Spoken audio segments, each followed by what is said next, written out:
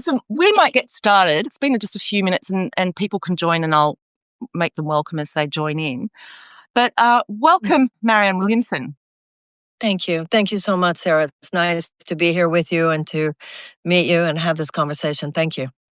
Now, I'm going to have to fly a little bit blind because I've been having tech issues, which is a very regular occurrence in my life. It's part of being a nomad. You know, you've got to take things where you can. So I'm going to fly a bit blind, which actually will be quite a good basis for an interview with you.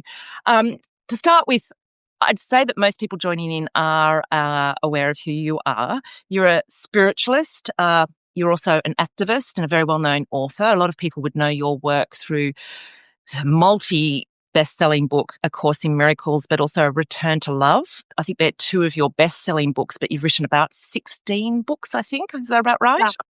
Yeah. I did not write A Course in Miracles. I wrote Return to Love, which is kind of like the Cliff Notes of A Course in Miracles. It's my reflections on it. And also, I don't think of myself, when I hear the word spiritualist, I think of somebody like taps on tables and makes them jump and all that kind of stuff.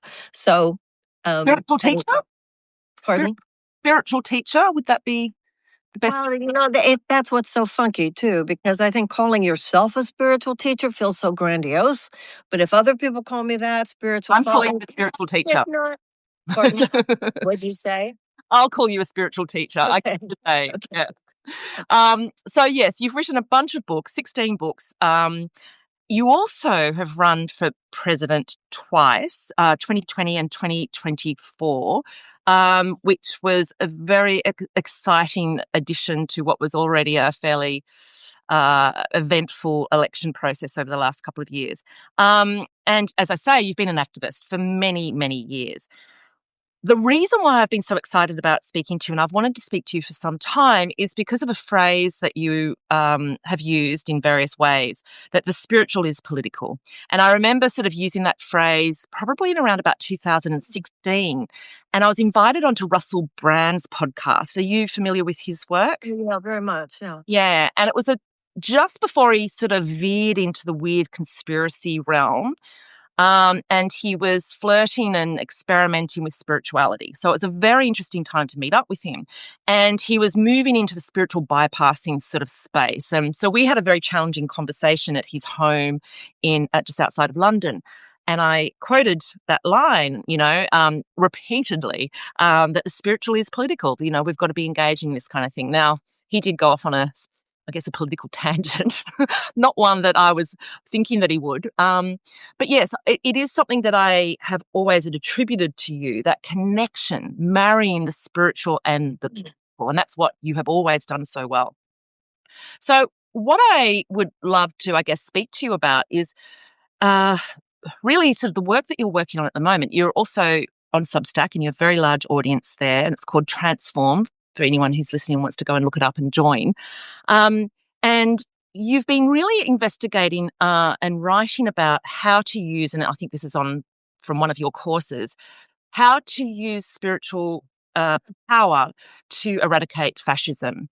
And you're going to be heading to Australia in February to sort of do some workshops to this effect. So could you just talk us through what you mean by that? What you mean by kind of spiritual power, and what do you mean by eradicate? Is it something material that can be done, or is it like a vibe shift where the collective consciousness can change something somehow? I think we clearly need more than a vibe shift. The person who first articulated a politics that was infused with spiritual principle was Mahatma Gandhi. And he said that politics should be sacred. And when he said that, he wasn't meaning that it should be based on religious dogma or doctrine. He meant that the place that we live from when we're having the most intimate conversations with one another, therapy, religious practice, that place that's real and deep and meaningful. Our political conversation should emerge from that as well. Okay. And then Martin Luther King went to India. He studied the principles of Mahatma Gandhi, and he brought them back to the United States to apply to the civil rights movement in the 1960s. So if you think about it, the nation of India expelling the British Empire and the civil rights movement in the United States are arguably the two most successful revolutions of the 20th century, both based on principles of political nonviolence. spirituality is simply the path of the heart. So for those of us who feel that politics should be sacred, as Gandhi said, if in fact, in order for us to live good lives, as impeccably as we can, we should be asking ourselves moral questions. Is this the right thing to do? Is it the honest thing to do? Is it the ethical thing to do? Is it completely self-referential, or does it include, in the space of my compassion and my care, other human beings, other sentient beings, inhabitants of the earth? Does it include the earth itself? The idea for me is that if those are the questions we should be asking about our individual behavior, why would that not be any different about our collective behavior? All that politics is, it comes from a Latin root of politea, of the people. It's simply our collective behavior. So if you have any sense, whether you think of these things as religious, spiritual, psychotherapeutic, quantum mechanics, I mean, the truth is spoken in so many different ways now. But basically, it comes down to the law of cause and effect, or karma. Whatever you put out there is coming back to you. Yeah. So the idea here is you might want to think about that, because that will not only come back to you as an individual, but the behavior of your nation will be coming back to that nation. So you might think, well, it didn't have anything to do with me. But it's interesting. You're being in Paris, because it's an old French saying. You might think you're not doing politics, but politics will do you. Yeah. Yeah. So. So to me, the spiritual and the political is simply, if spirituality is the path of the heart, does this public policy have heart? And the thing about fascism, the thing about any tyrannical system, it has no heart. And if you trace so much of the history, even over the last 50 years, certainly I'm speaking as an American now, but unfortunately, this is a global struggle that we're engaged in.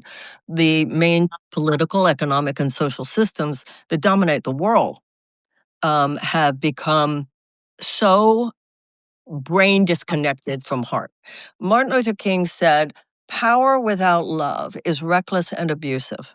Love without power is sentimental and weak."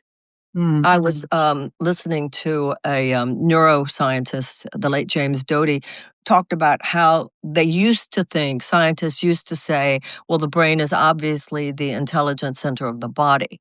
But now they see a highway between the brain and the heart. And that partnership between the two is the intelligence center of the body. And I think that's true of a nation, it's true of a civilization, it's true of a species. And when those two are disconnected,